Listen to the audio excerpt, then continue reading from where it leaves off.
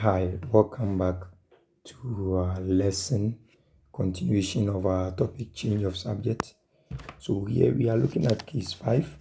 Don't forget to subscribe if you have not, so that you can get all the videos on this. All right, it's a full topic we are treating. So here we are looking at relations involving only two fractional terms, and those two fractional terms are separated by an equal to sign. What we discussed in our previous lesson, we were having something like this, of this form. You see, this one has three fractional terms. Okay, if I have this one, for example, 1 over t equals 1 over f plus k. This one has three fractional terms. There's a fractional term here. You may not see it, right? Okay, so what else here? Yes, and so on and so forth. If I have 2f over k is equal to u plus 1 over xy, this one has three fractional terms. So for these cases, we have already discussed them in our lesson, in lesson 4, right? If I'm right, yeah, lesson 4. That is not what we are going to look at. Even though we said that in lesson 4, you can use the LCM, multiply each term of the denominator. You multiply each term by the LCM of the denominator and you go your way. But you see, for what we are going to look at here, we are talking about just two fractional terms. And those two fractional terms are separated by equal to sign. For example, if I have 1 over 2fy equals k over m. You see, this is one fractional term, one fractional term, and they are separated by equal to sign. If I have t is equal to ab over c plus d, this is two fractional terms separated by equal to sign because this is also over 1. All right. I have intentionally decided to isolate problems of this nature from what we did in case 4 because when you have two fractional terms separated by equal to sign, when you cross multiply, it makes your work so simple and fast. So I don't want to use the approach I used in case, what do we call it, case 4, to work problems of this nature. So I am suggesting that anytime the question is given to you and the fractional terms are just 2 and they are separated by equal to sign, don't waste your time. Just cross multiply and go your way. Your equation will be reduced. So simple. All right, so our example is what we have in here. Let us make x the subject in this relation.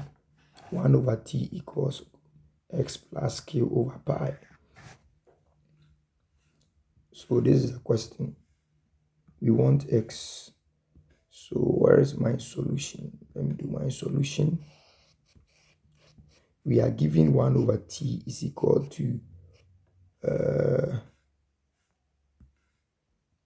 x plus q out of pi. We want x. So you see that this one fits the category that we are discussing today. So I'll just cross multiply two fractional terms. Just two fractional terms separated by equal to sign.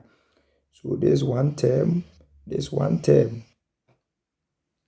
Because of the division, everything becomes 1. Because of the division here, everything here becomes one term. So kindly take note of that. So I will just say that cross multiplying. And if I cross multiply, I'll get, in other words, this one will multiply the numerator, then this one also multiply this. Okay? So I'll get 1 times pi is equal to t times x plus q. So you see that it has been reduced. We want x. It has become a case 3 problem. Now your letter is in a bracket. So you expand it. 1 times pi will give me pi. Then this give me tx plus tq. Now I want to eliminate this. How do I eliminate it? I'll subtract tq on both sides of the equation. Okay. So you see, if I'm subtracting, the TK will go.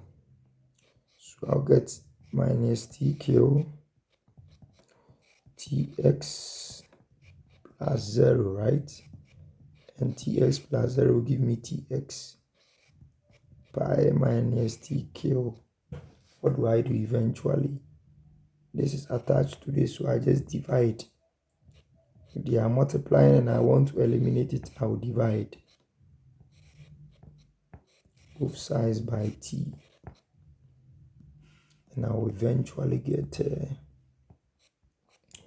x equals t minus tk over t. Right.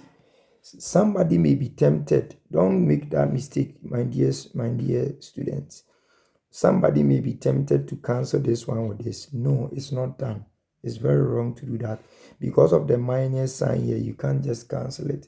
So if you want to do that, then what I suggest you do is that you can break this as pi minus tk over t cos x. In that case, your answer will be pi over t minus k. This cancels this, okay? Is equal to x.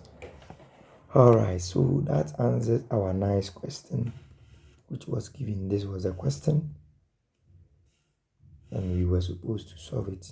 We found x and we got this. All right, thank you very much. And I want you to try the second one on your own. Try it. And when you try it, you should be getting an answer like this. We are making x, so you get x to be 2t plus 4 over t minus 1. Here you treat it, you should know that this is over 1. Okay, there is a denominator over 1 here. So you use that concept to build it up and your answer will come. Thank you very much and see you again. Goodbye.